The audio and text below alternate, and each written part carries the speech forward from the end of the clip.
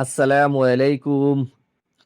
ইসলামে পবিত্রতা অর্জন অনেক মর্যাদাপূর্ণ আমল, কারণ আল্লাহ নিজে পবিত্র।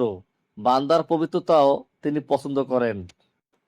পবিত্র কুরআনে আল্লাহ তাআলা ইরশাদ করেন, তোমরা যদি অপবিত্র অবস্থায় থাকো তবে নিজেদের শরীর বা গোসলের মাধ্যমে ভালোভাবে পবিত্র করে নাও। সূরা মায়েদা আয়াত 6। সাধারণত সহবাস, স্বপ্নদোষ, মেয়েদের হায়েজ, নেফাস ইত্যাদি কারণে গোসল ফরজ হয়।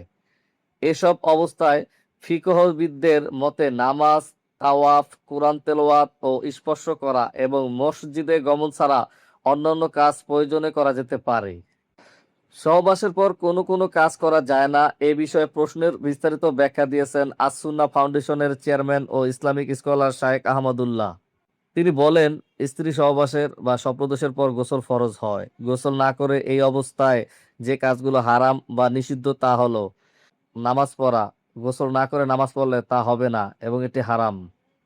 কুরআন স্পর্শ ও তিলাওয়াত। অপবিত্র অবস্থায় কুরআন স্পর্শ করা এবং তিলাওয়াত করা হারাম। তাওয়াফ। পবিত্রতা ছাড়া কাবা শরীফ তাওয়াফ করা জায়েজ নয়। অনেকে মনে করেন গোসল ফরজ হলে ঘরদোর ছোঁয়া বা ঘরের কাজ করা যাবে না। এটি একটি ভুল ধারণা। এই বিষয়ে হাদিসের স্পষ্ট নির্দেশনা রয়েছে। হযরত আবু হুরায়রা রাদিয়াল্লাহু তাআলা আনহু জানাবাত গোসল ফরজ অবস্থায় নবীজি সাল্লাল্লাহু আলাইহি সাল্লামের সঙ্গে সাক্ষাৎ এড়িয়ে গিয়েছিলেন। পরবর্তী সময়ে নবীজি সাল্লাল্লাহু আলাইহি সাল্লাম তাকে দেখে বললেন, সুবহানাল্লাহ, মুমিন কখনো সত্তা হিসাবে নাপাক হয় না। সহিহ বুখারী 279।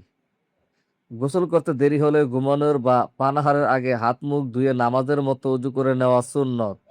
হযরত আয়েশা রাদিয়াল্লাহু তাআলা আনহা থেকে বর্ণিত, রাসূলুল্লাহ সাল্লাল্লাহু আলাইহি সাল্লাম জানাবাত অবস্থায় ঘুমানোর বা খাওয়ার আগে ওযু করে নিতেন। সহিহ মুসলিম 305।